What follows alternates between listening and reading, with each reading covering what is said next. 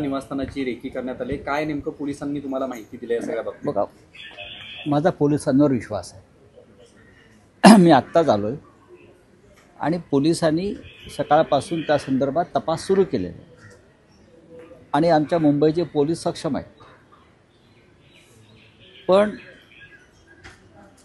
नवीन सरकार जेव्हा आलं 2.5 वर्षापूर्वी 3 वर्षापूर्वी, त्यानंतर सर्व राजकीय विरोधकांची सुरक्षा व्यवस्था काढून घेण्यात आली. सरकार जरी बदललं असलं तरी सगळ्यांची एकदाच सुरक्षा व्यवस्था काढणं हा अत्यंत निर्घृण प्रकार आहे किंवा राजकीय सुडाचा प्रकार आहे. आमच्या काळात म्हणजे उद्धव ठाकरे राज्याचे मुख्यमंत्री असताना त्यांनी अशा प्रकारचा निर्णय कधी घेतला नव्हता.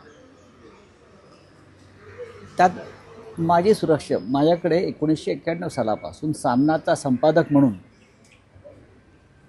सामना हा कायम हिट लिस्टवरती राहिलेलं वृत्तपत्र आहे, सामनाचा संपादक म्हणून मला सुरक्षा व्यवस्था कायम राहिली.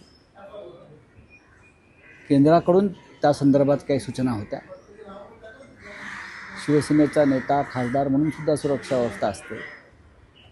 पण देवेंद्र फडणवीस म्हणण्यापेक्षा एकनाथ शिंदे मुख्यमंत्री झाले, पण गृहमंत्री फडणवीस होते.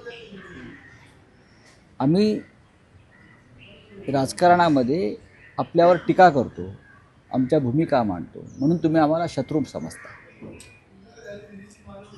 आणि शत्रू समजता म्हणून तुम्ही या टोकापर्यंत येता की तुमच्या जीवितातसुद्धा धोका निर्माण झाला तरी आम्हाला त्याची पर्वा नाही. या महाराष्ट्रामध्ये अशा प्रकारचं राजकारण कधी झालं नाही.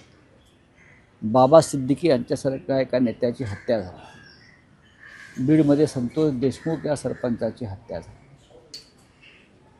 परभणीत काही प्रकार घडले. महाराष्ट्रातलं वातावरण हे अधिक बिघडवण्यासाठी काही लोक प्रयत्न करत आहेत, काही फोर्सेस प्रयत्न करत आहेत.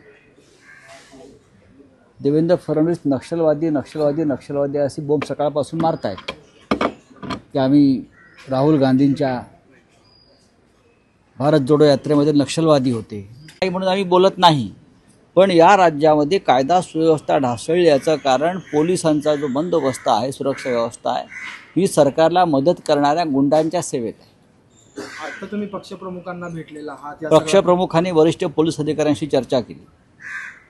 पक्षप्रमुख माननीय उद्धवजींनी नागपुरात विधिमंडळ पक्षाच्या नेत्यांशी चर्चा केली या संदर्भात आणि आमच्या प्रमुख जे नेते आहेत भास्कर जाधव त्या विधिमंडळातले आणि अनिल परब यांनी दोन्ही सभागृहामध्ये हा विषय आज चर्चेला आणलेला आहे. CEN न्यूज, देश प्रदेश की ताजा तरीन खबरों के लिए CEN न्यूज को सब्सक्राइब करें और रहें पल पल की खबर से हर पल बाखबर.